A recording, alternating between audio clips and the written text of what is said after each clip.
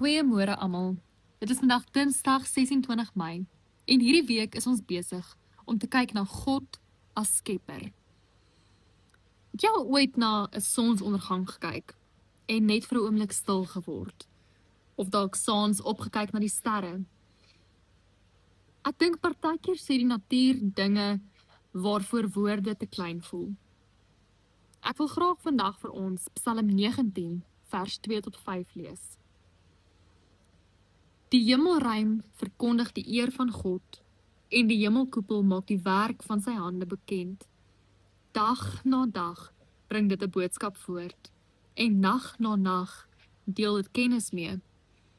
Alhoewel daar geen spraak en geen woorde is nie en hulle stem nie hoorbaar is nie, gaan hulle boodskap uit oor die hele aarde en hulle woorde tot aan die einde van die wêreld.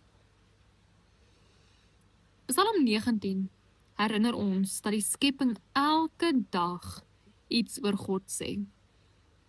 Die Psalm sê die hemel getuig van die mag van God. Die son, maan, sterre en hemelruim is soos 'n groot getuienis van God se grootheid. Interessant genoeg sê die Psalm dat die skepping praat sonder woorde.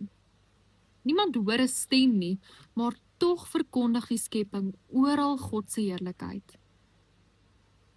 Wanneer ons die kompleksiteit van die natuur sien, hoe die seisoene werk, hoe plante groei, hoe presies alles in balans en harmonie funksioneer, herinner dit ons dat daar 'n skepper agter dit alles is.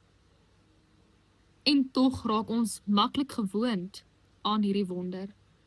Ons jaag verby die mooi van die wêreld en ek dink hierdie teks nooi ons juis uit om stadiger te kyk en stadiger te leef, om meer verwonderd te raak.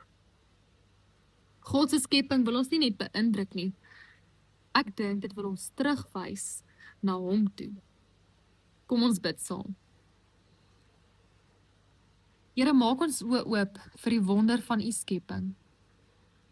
Help ons om u raak te sien in die hemel, die son, die wind en die aarde en alles om ons.